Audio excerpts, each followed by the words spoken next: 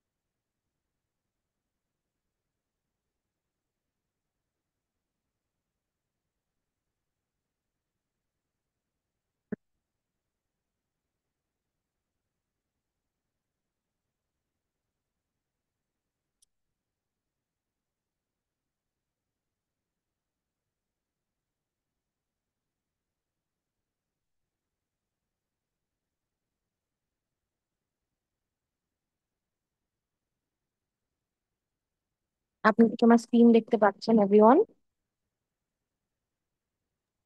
জি ma'am.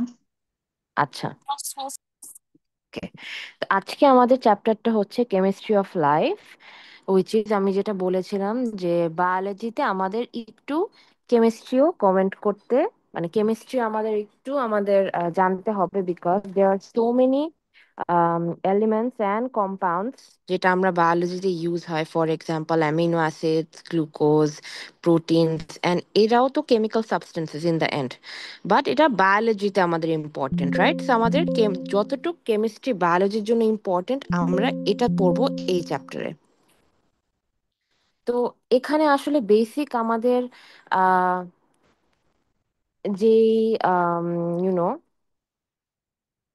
কিছু কেমিস্ট্রির topic, for example matter কি, যে কোনো জিনিস যেটা স্পেস অকুপাই করে আমরা তাকে ম্যাটার ডাকবো, তাই না? সেটা আমাদের এয়ার হতে পারে, ওয়াটার হতে পারে, রাইট? সেটা solid, liquid, gas, anything. Okay, so matter is anything যেটার ম্যাস থাকবে অ্যান্ড যেটা জায়গা নিবে, স্পেস নিবে। ওকে, তো ম্যাটার সবসময় এলিমেন্টস অ্যান্ড কম্পাউন্ডস দিয়ে তৈরি হয়। নাও if we look at the periodic table, আমরা জানি যে এটাকে আমরা বলি পিরিয়ডিক টেবল। এক একটা বক্সে যেই সাবস্টেন্সটা থাকে আমরা সেটাকে বলি হচ্ছে এলিমেন্ট, ঠিক আছে? তো ফর এক্সাম্পল সোডিয়াম একটা এলিমেন্ট, এখানে ম্যাগনেসিয়াম একটা এলিমেন্ট। প্লিজ অন্যরা সবাই একটু মিউট দিলে ভালো হয়। পিরিয়ডিক টেবিলে এক একটা বক্সে এক একটা এলিমেন্ট থাকে। আম ফর এক্সাম্পল ক্যালসিয়াম একটা এলিমেন্ট, নাইট্রোজেন একটা এলিমেন্ট, অক্সিজেন একটা এলিমেন্ট। সো এক একটা, কে বন্ধ করে দিচ্ছে? এক, ভুলে যে আমি যে বমু, হ্যাঁ হ্যাঁ, আমার মনের থেকে এই জোটে আমি পাই। প্লিজ সাজ্জাদ দেওয়ান। বুঝতে পারছি। এত কিছু সবকিছু নিয়ে যদি এত ইয়ে হবে, আমার গার্জিয়ানও তো আমার লোকে সবকিছু নিয়ে এত কিছু ইন্টারফেয়ার করতে পারে না। তোর এই জায়গায় আমি টাকা দিয়ে ব্যবসা করে আর কে মার কথা তোর লোকে এত বলছে বাবা? চোদাচুদি আমার তো পছন্দ হইবে না। ঠিক আছে, হ্যাঁ, প্রয়োজনের তো অনেক বেশি কথা কয়। ম্যাম জায়গায় করবো তখন এটা তখন বুঝে যাইব। সেনাবাহিনী অভিযান ওকে, তো এবার আমাকে শোনা যাচ্ছে গাইজ?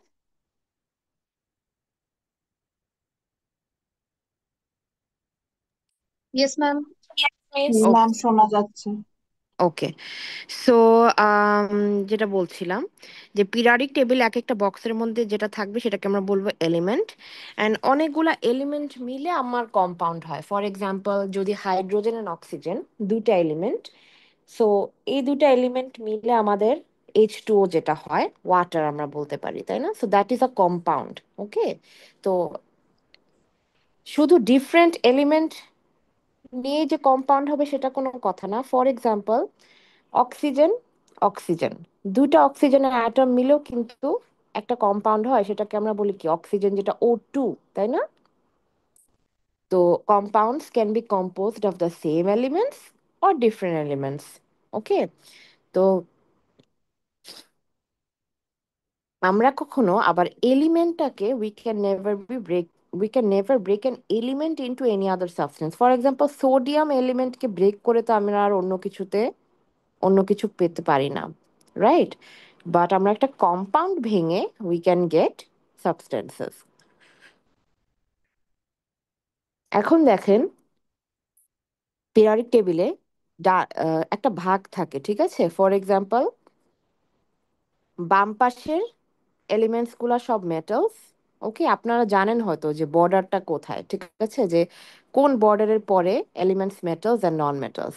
তো ডান পাশের যেগুলা, সেগুলো একদম ফার রাইটের যেসব এলিমেন্টস, সেগুলা হচ্ছে নন মেটালস, আর বাম পাশের সব এলিমেন্টস হচ্ছে মেটালস। তো metals will include gold, aluminium, iron, এরকম সব এলিমেন্টস, রাইট? অ্যান্ড মেটালস গুলো সব সলিড থাকে রুম টেম্পারেচারে, ঠিক আছে? বাট একটা এক্সেপশন আছে। আপনারা কি কেউ বলতে পারবেন এরকম একটা মেটাল যেটা, আমি বললাম সব মেটালস রুম টেম্পারেচারে সলিড থাকে, কিন্তু এমন একটা এমন একটা মেটাল আছে যেটা রুম টেম্পারেচারে লিকুইড? আপনারা কি বলতে পারবেন এরকম কোন মেটাল, সেটা নামটা কি? Miss mercury. Mercury, yes. সেরকম যেরকম সব metals are solids at room temperature, non-metals are mostly gases at room temperature. Okay, and মেটালসরা কিন্তু ইলেকট্রিসিটি কন্ডাক্ট করতে পারে, নন মেটালস আবার পারে না। ওকে, এখন যেরকম যেটা বললাম যে নন মেটালস এর মধ্যে আবার, যেমন সব অক্সিজেন, হাইড্রোজেন, ক্লোরিন, এরা সবাই গ্যাসেস অ্যাট রুম টেম্পারেচার। নন মেটালসেও কিছু এক্সেপশন আছে যারা রুম টেম্পারেচার আবার সলিড, গ্যাস না। সেটা হচ্ছে কার্বন অ্যান্ড সালফার। এই দুইটা নন মেটাল রুম টেম্পারেচারে সলিড থাকে। এটা একটা এক্সেপশনাল সিচুয়েশন। ওকে, সো এগুলো একটু এমসিকিউ অবজেক্টিভের জন্য জানলে ভালো হয়।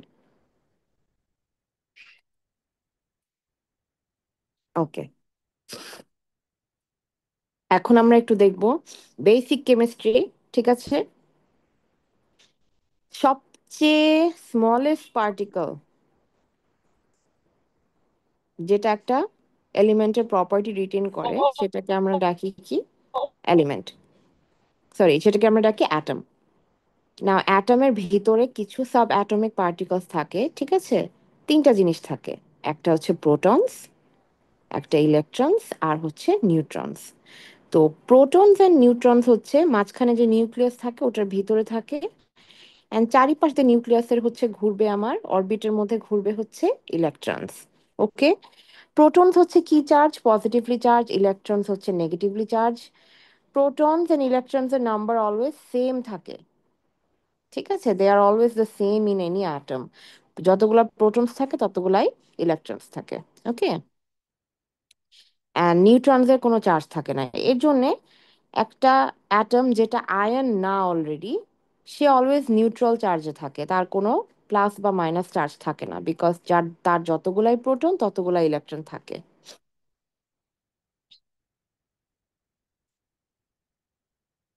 দেখেন এখানে হাইড্রোজেন আছে, হিলিয়াম আছে। হাইড্রোজেনের আমরা দেখতে পাচ্ছি যে we can see there is one proton. Okay, sorry, we can see that there is one electron, right? And one proton. আর হিলিয়ামে আমরা দেখতে পাচ্ছি যে there are two protons, two neutrons, and one electron, তাই না? এখন আমাদেরকে একটা জিনিস জানতে হবে। আমরা দেখতে পাচ্ছি, ফর এক্সাম্পল দেখেন এখানে হিলিয়ামের ব্যাপারটা দেখেন। এই যে বক্সের মধ্যে লেখা আছে যে HE, ঠিক আছে? উপরে একটা নাম্বার আছে 2, নিচে একটা নাম্বার আছে 4, আমি রাউন্ড করে বলছি, আমি ডেসিমেল গুলা নিচ্ছি না। উপরে একটা নাম্বার আছে 2, নিচে একটা নাম্বার আছে 4। সো সবসময় যেটা হবে, সো একটা এলিমেন্টের উপর নিচে একটা ছোট নাম্বার থাকবে, একটা বড় নাম্বার থাকবে। এটা অ্যাকচুয়ালি না periodic table to periodic table differ করে, যে উপরেরটা ওরা বড় নাম্বার লেখে না নিচেরটা বড় নাম্বার লেখে। সো এই এই বক্সে দেখতে পাচ্ছি যে উপরে ওরা ছোট নাম্বারটা লিখেছে, নিচে বড় নাম্বারটা লিখেছে। ছোট নাম্বারটাকে আমরা অলওয়েজ বলবো হচ্ছে, এখানে হিলিয়ামের উপরে যে ছোট নাম্বার 2, সেটাকে আমরা অলওয়েজ বলবো অ্যাটমিক নাম্বার। অ্যান্ড সেই নাম্বারটা হবে যে কয়টা প্রোটন বা কয়টা ইলেকট্রন প্রেজেন্ট আছে, সেটাই হচ্ছে অ্যাটমিক নাম্বার। সো হিলিয়ামের ক্ষেত্রে আমার 2টা প্রোটন অ্যান্ড 2টা ইলেকট্রন আছে। সো 2, প্রোটন নাম্বারটাই আমরা লিখে দেবো উপরে 2। আর নিচে 4 যেটা, সেটা হচ্ছে the sum of protons and neutrons. ঠিক আছে, তার মানে নিউট্রন আমার এখানে 2টা আছে অ্যান্ড প্রোটন আমার এখানে 2টা আছে, তো 2 + 2 4, সেটাকে আমরা নিচে লিখছি। ছোট নাম্বারটাকে আমরা বলি অ্যাটমিক নাম্বার, বড় নাম্বারটাকে নিচে যেটা 4 সেটাকে আমরা বলি mass number. Okay, so atomic number is the number of protons. Okay, দেখেন এখানে হাইড্রোজেন, কার্বন, সোডিয়াম সবার রেসপেক্টিভলি অ্যাটমিক নাম্বার লেখা আছে সুন্দর করে। ওকে, আর নিচের নাম্বার যেটা বড় নাম্বার, সেটা হচ্ছে the mass number, which is the sum of the protons and neutrons. খেয়াল করেন এখানে সোডিয়ামের উপরের নাম্বারটা যেটা বিগার, সেটাকে আমরা বলবো mass number. Mass number is always the number of protons plus the number of neutrons. নিচে যে ছোট নাম্বারটা, সেটা হচ্ছে অ্যাটমিক নাম্বার। ঠিক আছে, এখন মনে করেন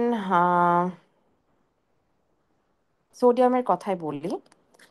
ইউনিভার্সে যতগুলো সোডিয়াম অ্যাটম আছে, ঠিক আছে, ইউনিভার্সে যতগুলা ধরনের সোডিয়াম অ্যাটম আছে, সবার অ্যাটমিক নাম্বার সেম। ওকে, কিন্তু সবার কি ম্যাথ নাম্বার সেম হতে পারে? কেউ কি আমাকে এটা বলতে পারবেন? না, মাস নাম্বার সেম হবে না।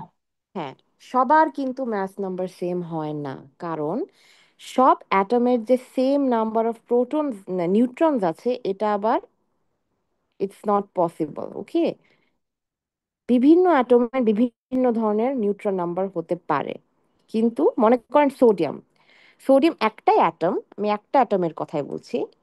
সো এই যে একটা এলিমেন্ট সোডিয়াম, তার অনেক ধরনের অ্যাটম আছে ওয়ার্ল্ডে। সবগুলা সোডিয়াম অ্যাটমেরই সেম অ্যাটমিক নাম্বার থাকবে, কিন্তু সবগুলা সোডিয়াম অ্যাটমের যে সেম নাম্বার অফ নিউট্রন থাকবে, এটা না। সো আমরা এরকম যখন ঘটনা ঘটবে যে এলিমেন্ট সেম সোডিয়াম, অ্যাটম অনেকগুলা ডিফারেন্ট, অ্যাটমিক নাম্বার সেম, সবার same number of protons, but neutron নাম্বারটা সবার ডিফারেন্ট, তখন আমরা বলবো এরা সবাই হচ্ছে কি আইসোটোপস।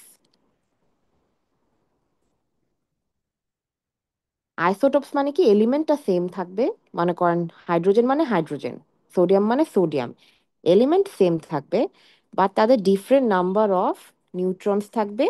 ঠিক আছে, যেই কারণে নিউট্রন নাম্বার ডিফারেন্ট বলেই তো ম্যাথ নাম্বারটা ডিফারেন্ট আসবে, কারণ প্রোটন প্লাস নিউট্রন হয় হচ্ছে math number. So proton same number হলেও নিউট্রন তো একটু ডিফার করছে, এর জন্য ম্যাস নাম্বারও ডিফারেন্ট হচ্ছে। এখানে দেখেন হাইড্রোজেন, 3 ধরনের হাইড্রোজেনের অ্যাটম, এলিমেন্ট কিন্তু সেম হাইড্রোজেন, বা 3টা হাইড্রোজেনের অ্যাটম। একটা সবার সবগুলা অ্যাটম গুলার দেখেন ম্যাস অ্যাটমিক নাম্বারটা সেম, মানে 1 1 1, একটা করে প্রোটন। কিন্তু এই 3টা হাইড্রোজেনের আবার ম্যাস নাম্বার ডিফারেন্ট, কারণ একটার জি একটার কোনো নিউট্রনই নাই, একটার একটা নিউট্রন আছে, আরেকটা 2টা নিউট্রন আছে। ঠিক আছে, সো দেখেন আবার এই 3টা আইসোটোপ অফ হাইড্রোজেনের নাম দেওয়া হয়েছে। হাইড্রোজেন 1 বা প্রোটিয়ামের শুধু একটা প্রোটন থাকে, বাট কোনো নিউট্রন থাকে না।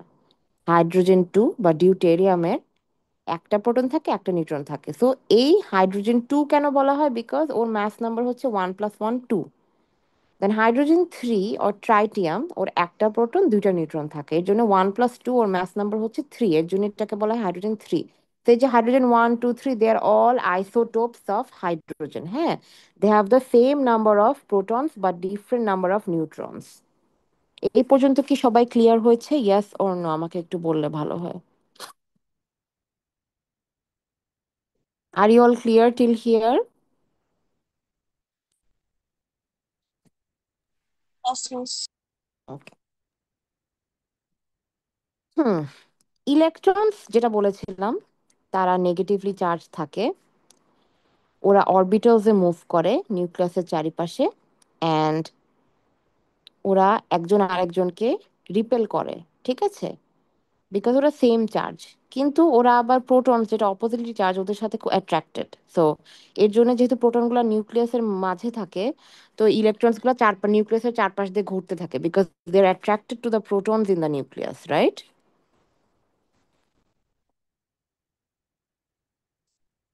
আচ্ছা, অরবিটালস হচ্ছে, অরবিটালস কি, ওরা হচ্ছে দেয়ার ভলিউমস অফ স্পেস যেটা নিউক্লিয়াসের আশেপাশে থাকে।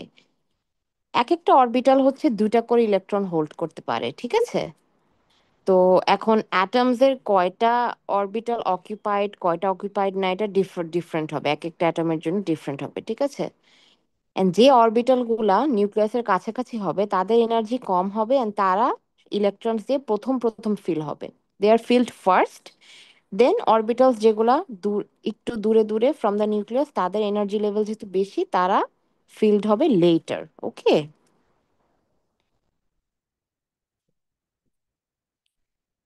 এখন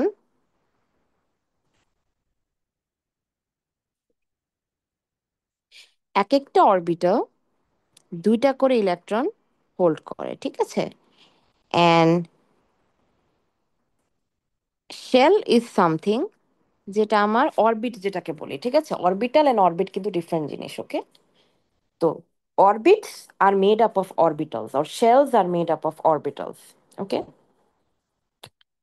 তো ফার্স্ট শেল যেটা বলি, ফার্স্ট শেলে শুধু একটা অরবিটাল থাকে, আর এক একটা অরবিটাল যদি দুইটা করে ইলেকট্রন হোল্ড করে তাহলে ফার্স্ট শেলে দুটা ইলেকট্রন থাকবে, ওকে।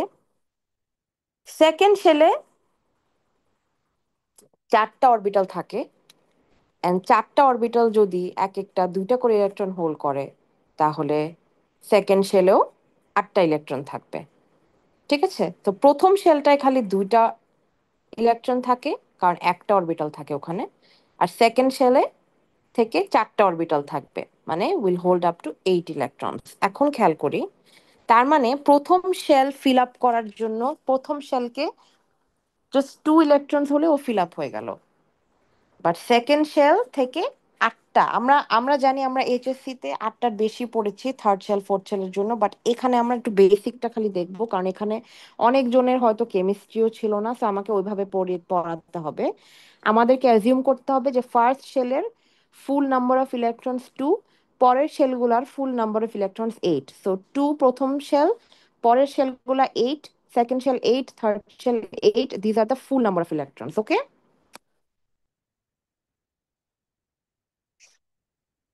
এখন খেয়াল করেন, ইলেকট্রনস অ্যাটমস এর ভিতরে বন্ডিং হয়, ঠিক আছে। বন্ডিংটা হয় কার সাহায্যে? ইলেকট্রনস এর সাহায্যে, ঠিক আছে। সো যখন অ্যাটম এন্ড অ্যাটম বন্ড করবে তারা মলিকিউল ফর্ম করবে। ফর এক্সাম্পল, একটা অক্সিজেনের অ্যাটম আরেকটা অক্সিজেনের অ্যাটমের সাথে বন্ড করলো, এই দুটো অক্সিজেন অক্সিজেন অক্সিজেন মানে একটা এলিমেন্ট, তো এখানে অক্সিজেন মলিকিউল ফর্ম হলো। আবার ওয়াটারে কি হলো? হাইড্রোজেন একটা ডিফারেন্ট এলিমেন্ট, অক্সিজেন আর একটা ডিফারেন্ট এলিমেন্ট, তো দুইটা ডিফারেন্ট এলিমেন্ট নিয়ে একটা কম্পাউন্ড হলো যেটাকে আমরা বলি কি? ওয়াটার। আচ্ছা, কখন অ্যাটমস বন্ড করে? অ্যাটমস বন্ড করে যখন তাদের লাস্ট শেলে ফুল নাম্বার অফ ইলেকট্রনস থাকে না, মানে ইনকমপ্লিট শেল যখন থাকে লাস্টের শেলটা, ঠিক আছে। ফর এক্সাম্পল দেখেন, এটাতে খেয়াল করেন, এখানে খেয়াল করেন, এই অ্যাটমটায় লাস্ট শেলে 1 2 3 4 5 6 নাম্বার অফ ইলেকট্রনস। তো আমরা কি জানি যে একটা শেলকে প্রথম শেল বাদে পরের শেলগুলা ফিল্ড আপ হওয়ার জন্য 8টা টোটাল থাকতে হবে। তো এখানে তো শুধু 6টা আছে, তার মানে এটা একটা ইনকমপ্লিট শেল এই অ্যাটমের। তো ও রিয়াক্ট করতে যাবে, ও বন্ড করতে যাবে আরেকটা অ্যাটমের সাথে। তো বন্ড যে করবে আরেকটা অ্যাটমের সাথে, আইদার বন্ড করবে, মানে থ্রি ওয়েজে অ্যাকচুয়ালি বন্ড করতে পারে একটা অ্যাটম। একটা হচ্ছে আয়নিক বন্ড, একটা কোভ্যালেন্ট বন্ড, একটা হাইড্রোজেন বন্ড। আয়নিক বন্ড কোনটা বলবো? আয়নিক বন্ড যখন দুইটা অ্যাটমের মধ্যে ইলেকট্রনস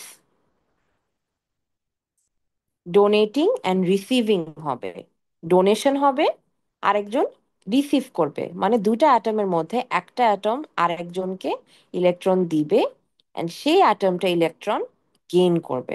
ওকে, এখানে দেখেন সোডিয়াম আর ক্লোরিন। সোডিয়ামের এখানে একটা শেলেই দেখাচ্ছে যে একটা ইলেকট্রন, আর হচ্ছে সেকেন্ড যে শেলটা, সেটাকে আমরা সেকেন্ড যে অ্যাটম সেখানে দেখছি আমার 1 2 3 4 5 6 7 7 ইলেকট্রন, এখানে 7টা ইলেকট্রন। একটাতে দেখছি একটা ইলেকট্রন, আরেকটা অ্যাটমে দেখছি 7টা ইলেকট্রন। একটা ইলেকট্রন মানে কিন্তু এই প্রথম যেটা সোডিয়াম, একটা ইলেকট্রন মানে কিন্তু সে ফিল্ড আপ না। ওকে, তার আইদার তার 8টা হতে হবে। ওকে, তো সে তখন কি করবে, এই একটা ইলেকট্রন যেহেতু it's making the shell incomplete, ও এই একটা ইলেকট্রন দিয়ে দিতে যাবে, দিয়ে দিলেই তো ভালো। সো দিয়েই যখন দিল, তখন ক্লোরিন ওটাকে একসেপ্ট করবে। একসেপ্ট করে ওর যে 7টা ইলেকট্রন ছিল, 7 থেকে ও হয়ে যাবে 8, তো ও কিন্তু ফিল্ড হয়ে গেল। দেখেছেন? তো সোডিয়ামের একটা এক্সট্রা একটা শেল, মানে একটা ইলেকট্রন আর একটা শেল ছিল, ওটার ওর দরকার নাই, বাস ও তো 7টা আর গেইন করতে পারবে না, ও একটা এ দিয়ে দিল। দিয়ে কাকে দিল? ক্লোরিনকে দিয়ে দিল। ক্লোরিনকে দিয়ে দেওয়ার পরে ওর 7টা থেকে ওর 8টা ইলেকট্রন হয়ে গেল। তাহলে সোডিয়াম একটা ইলেকট্রন লুজ করলো, ক্লোরিন একটা ইলেকট্রন গেইন করলো। সোডিয়াম একটা ইলেকট্রন লুজ হয়ে ও পজিটিভলি চার্জড হয়ে গেল, অ্যান্ড ক্লোরিন একটা ইলেকট্রন গেইন করে ও নেগেটিভলি চার্জ হয়ে গেল। এখন পজিটিভ আর নেগেটিভ হওয়ার পরে ওদেরকে আমরা আর অ্যাটম ডাকবো না, ওদেরকে আমরা আয়ন ডাকবো। একটা হচ্ছে সোডিয়াম আয়ন, একটা হচ্ছে ক্লোরাইড আয়ন। ক্লোরিন আয়ন ডাকবো না, ক্লোরাইড আয়ন। ওকে, সি, নর্মালি একটা অ্যাটম যে আয়ন না, তার কোনো চার্জ থাকে না, সে নিউট্রাল থাকে। বাট যখন তারা ইলেকট্রন গেইন করেন লুজ করে, তখন ওরা চার্জড হয়ে যায়। যে লুজ করে সে পজিটিভলি চার্জড হয়ে যায়, যে গেইন করে সে নেগেটিভলি চার্জড হয়ে যায়। লুজ করেছে এখানে সোডিয়াম একটা ইলেকট্রন, সো +1 চার্জ হবে। অ্যান্ড ক্লোরিন গেইন করেছে একটা ইলেকট্রন, সো ও -1 চার্জ হবে।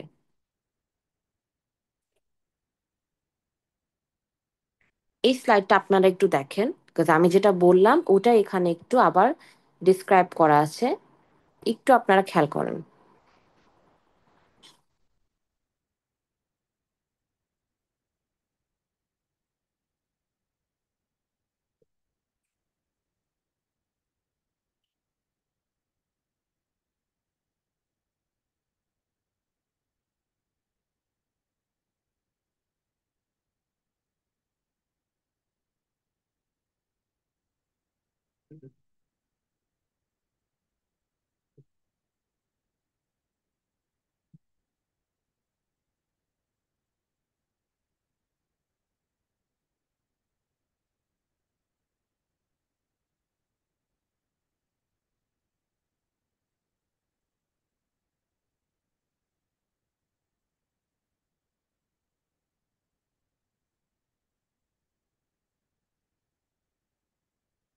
আচ্ছা, হাইড্রোজেন বন্ডটা আমি নেক্সট ক্লাসের জন্য রাখবো, কারণ এটার জন্য আমার একটু বোর্ডটা লাগবে। ওকে,